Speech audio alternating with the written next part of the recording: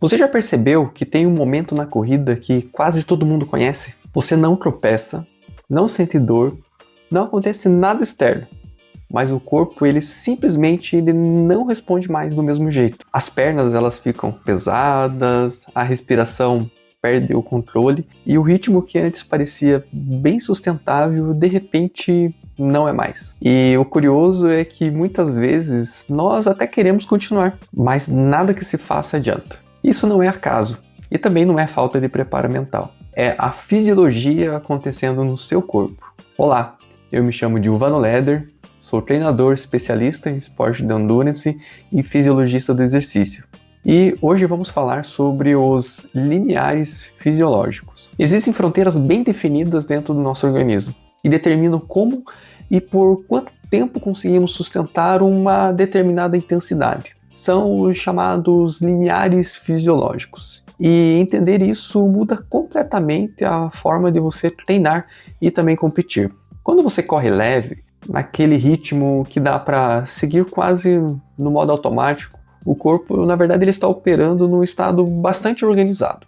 Ou seja, a respiração ela é tranquila e as mitocôndrias elas trabalham de forma bem eficiente. E a produção de energia acontece sem grandes conflitos internos. Esse ponto ele corresponde ao que chamamos de primeiro limiar fisiológico. É ali que o metabolismo aeróbico domina.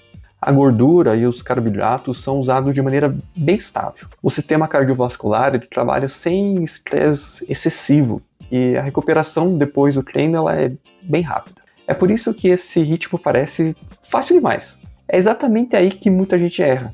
Treinar abaixo desse primeiro limiar não é perda de tempo. É onde você constrói essa base aeróbica que sustenta todo o resto. É nesse estado que o corpo entende que precisa se adaptar, criando cada vez mais mitocôndrias, mais capilares e dessa forma tornando o sistema cardiovascular mais eficiente.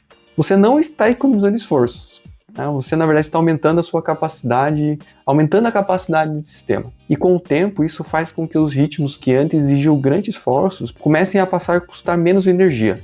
O problema ele começa quando a intensidade sobe, não de forma abrupta, mas de forma bem progressiva. Então você vai acelerando um pouco mais, a respiração fica mais curta e o conforto desaparece. O corpo ainda consegue sustentar, mas ele precisa trabalhar mais para manter esse mesmo equilíbrio. Esse é o caminho em direção ao que chamamos de segundo limiar. E é aqui que aparece um dos conceitos mais mal compreendidos na corrida, o famoso lactato. Durante muito tempo ele foi tratado como o grande vilão da fadiga, mas na verdade isso não se sustenta mais. O lactato é na verdade o responsável, ele não é na verdade o responsável pela queimação muscular. O que na verdade ele é parte da solução. Ele funciona como uma espécie de intermediário energético e também ajuda a lidar com o verdadeiro fator que é limitante, o acúmulo de íons de hidrogênio, H+, que altera o pH do músculo. O que você sente como queimação não é o lactato subindo, mas o ambiente muscular ficando cada vez mais ácido. O lactato ele tenta ajudar a tamponar esse processo, mas chega um ponto em que a taxa de produção de energia ela é tão alta que o sistema já não consegue mais manter esse controle. E é aí que o ritmo cai, mas não por conta de uma escolha, mas por uma necessidade mesmo. Agora vem a parte prática. Como você pode usar isso a seu favor? Existe, na verdade, uma intensidade muito específica que representa essa linha entre o controle e esse colapso metabólico. É o que nós chamamos de velocidade crítica. Simplificando, é o ritmo mais rápido que você consegue sustentar por um tempo prolongado, sem que essa fadiga acumule de forma explosiva. Para muitos corredores, esse ritmo se parece com o esforço de uma prova de 10 km. Já para atletas que são mais bem treinados, ele pode se aproximar muito do ritmo de uma meia maratona. Não é confortável, mas também não é caótico. É um descontrole estável.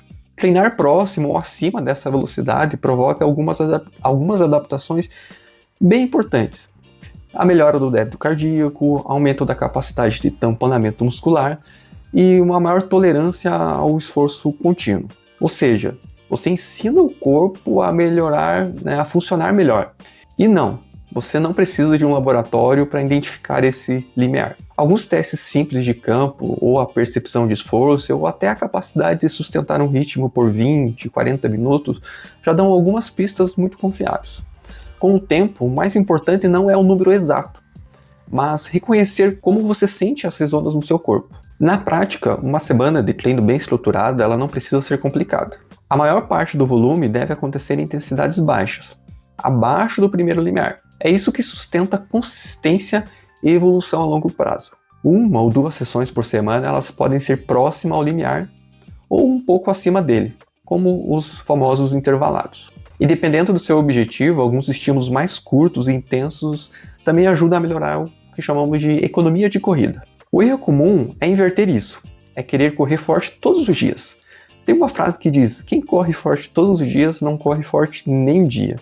Numa prova, essa lógica fica ainda mais clara. Começar acima da sua velocidade crítica pode até parecer uma boa ideia nos primeiros quilômetros, mas o custo vai aparecer depois, quando o desequilíbrio se instala.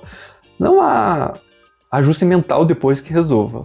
Por outro lado, se você respeitar esses limiares, isso permite que você termine mais forte do que começou. No fim, entender esses limiares não é sobre correr olhando números o tempo todo. É sobre compreender como o seu corpo responde a cada intensidade. Quando você respeita essas fronteiras, elas deixam de ser barreiras e passam a ser os seus aliados na sua evolução na corrida. Se isso fez sentido para você, curta, comente e considere se inscrever no canal. Obrigado por assistir e até a próxima.